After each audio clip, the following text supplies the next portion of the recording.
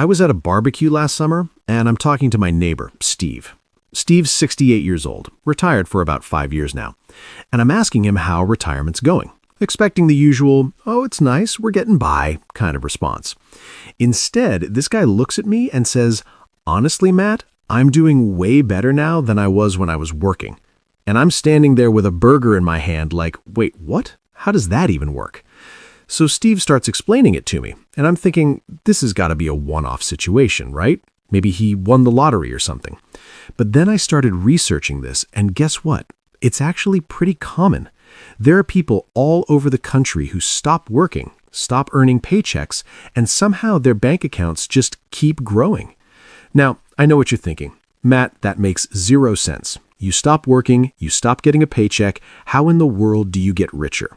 And look, I thought the exact same thing until I started digging into the data and talking to actual retirees who are watching their net worth climb while they're out here playing golf on a Tuesday afternoon. So stick around because we're going to break down exactly why this happens. And honestly, some of these reasons are going to blow your mind. Reason 1, the tax situation completely changes. When you're working, Uncle Sam is taking a massive bite out of every single paycheck. You've got federal income tax, state income tax, Social Security, Medicare, all of it just gone before the money even hits your bank account. And depending on where you live and how much you make, you could be losing 30, 40, even 50% of your income to taxes. But here's the thing. When you retire, your taxable income usually drops significantly. You're no longer earning that big salary. Instead, you might be pulling from a mix of Social Security, retirement accounts, maybe some rental income, whatever. And because of how the tax brackets work, you're often paying way less in taxes overall. Let me give you a quick example without getting too deep into the math. Say you were making $100K a year while working. After all your taxes and deductions, you might be taking home like $65, $70K. But in retirement, if you're pulling out, say, $60K from your savings and Social Security combined, you might actually be paying taxes on way less than that. For example, imagine $30,000 comes from Social Security and $30,000 comes from a traditional IRA or 401K. Only part of Social Security is taxable, often about half.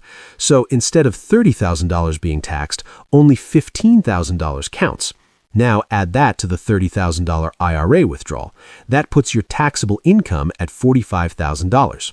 Then the standard deduction kicks in, roughly $17,000 if you're over 65. So even though you spent $60,000, you're only paying tax on around $28,000. That's less than half. And if some of that money comes from a Roth account or you're married, the number can drop even further. So suddenly you're keeping way more of your money than you ever did while working. It's like getting a raise just for being old. That's pretty wild when you think about it. Reason 2, your expenses just absolutely crater. Think about all the stuff you're spending money on right now while you're working. Commuting to work every day. That's gas, car maintenance, maybe parking fees or public transit passes. Your work wardrobe, and depending on your job, that could be a serious expense. Lunch during the workday, grabbing coffee on the way in, all those little things that add up. Then you've got the big ones. You're probably done paying your mortgage by the time you retire, or at least you should be. Your kids are grown and out of the house, so you're not paying for their college, their food, their endless list of activities and needs. And let me tell you, kids are expensive, like where did all my money go expensive. And here's something nobody really talks about. You stop spending money on convenience. When you're working full-time, you're time poor, so you pay extra for convenience. You order takeout instead of cooking. You pay someone to mow your lawn. You maybe hire a cleaner. But when you retire, you've got nothing but time. So suddenly you're cooking at home, doing your own yard work, and handling all those little tasks yourself. Is it glamorous? No. But does it save you thousands of dollars a year? Absolutely. Reason 3, compound interest becomes your best friend. By the time you retire, compound interest has been working for you for decades, and it's finally paying off big time. So let me explain this.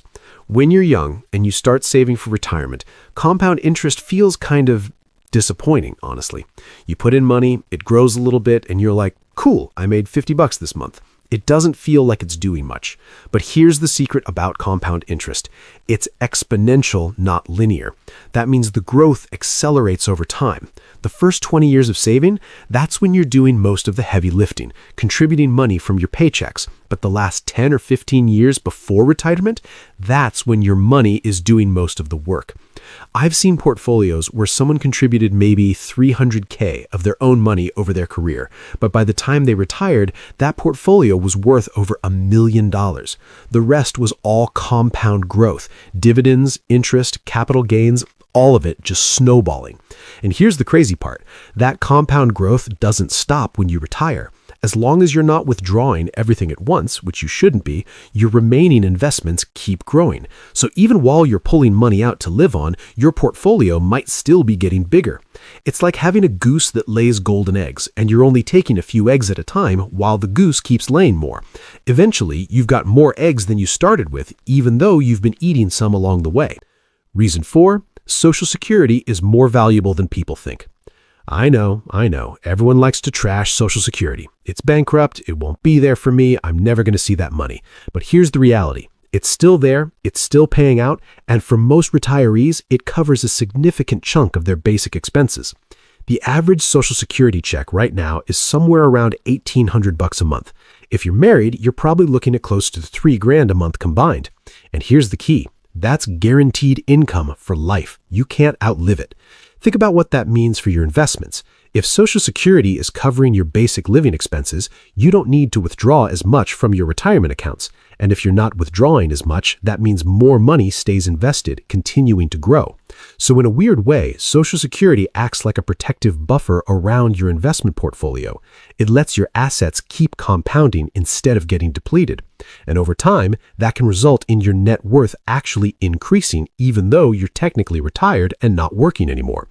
Plus, Social Security comes with inflation adjustments, so as the cost of living goes up, your benefit goes up too. Try getting that from your old employer. Reason 5, healthcare costs stabilize with Medicare. Now, I know healthcare is expensive in America. Trust me, we all know.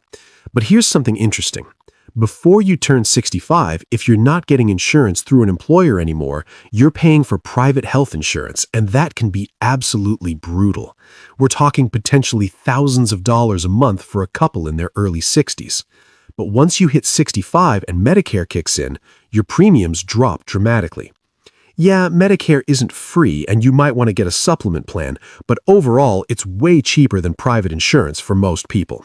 I talked to a couple who retired at 62, and they told me they were paying almost $2,000 a month for health insurance through the marketplace.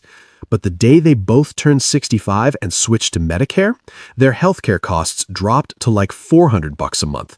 That's an extra $1,600 a month that they can now stay in their pocket or keep growing in their investments.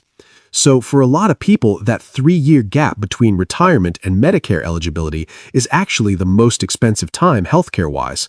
But once Medicare kicks in, it's like a weight gets lifted, and suddenly your budget has way more breathing room. Reason 6. People downsize and unlock equity. So here's the scenario. You've been living in a big house for 30 years. You raised your kids there, you paid off the mortgage, and now it's worth a lot of money because real estate has appreciated over time. But now it's just you and your spouse, and you don't need all that space. So what do?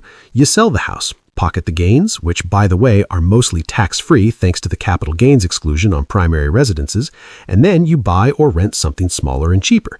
Let's say you sell your house for $500K and buy a condo for $250K. Boom, you just added $250K to your liquid net worth. And if that new place has lower property taxes, lower utilities, and lower maintenance costs, you're also reducing your ongoing expenses. I've seen people do this and end up with an extra couple $100,000 sitting in their investment accounts, still growing, and they're living in a place that's easier to maintain with lower costs. It's like getting paid to downsize. Now, not everyone does this. Some people are emotionally attached to their homes, and I get that. But for those who are willing to downsize, it can be a massive wealth accelerator in retirement. Reason 7. Side hustles and part-time work. A lot of retirees end up doing some kind of side hustle or part-time work, not because they have to, but because they want to. Retirement doesn't mean you sit in a rocking chair and do nothing for 30 years. Most people would go insane doing that. So a lot of retirees end up finding something they enjoy doing that also brings in a little extra cash. Maybe they consult in their old industry a few hours a week. Maybe they start a small online business. Maybe they do some freelance work or turn a hobby into a side income. The point is, they're bringing in money, but it's on their terms. No boss, no commute, no stress. And here's the beautiful part. They don't need that money to live on. Their retirement savings and Social Security are already covering their expenses. So this extra income, it's all gravy. It goes straight into savings or investments, making them even wealthier. Reason 8. Inheritance and windfalls. And finally, a lot of people receive inheritances or other financial windfalls during their retirement years.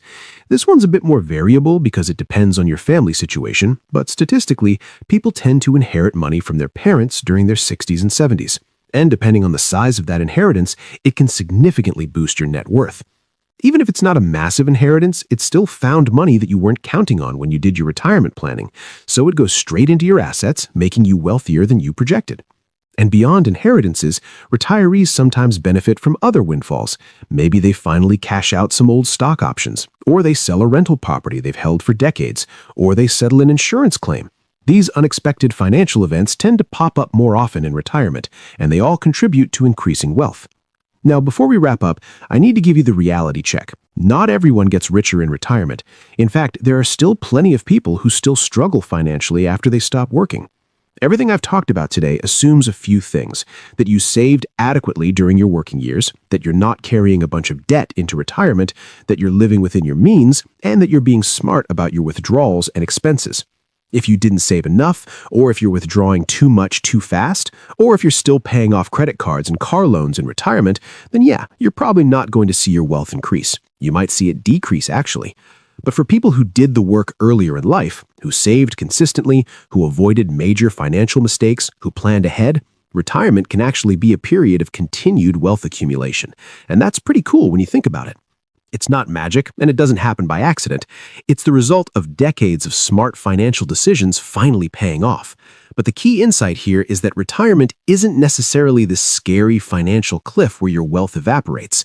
If you play your cards right, it can actually be a time when your net worth keeps growing, even without a paycheck. And look, if you're years away from retirement, this should be encouraging news. It means that if you're saving now, if you're investing consistently, if you're keeping your expenses under control, there's a good chance that you're going to be just fine. More than fine, actually.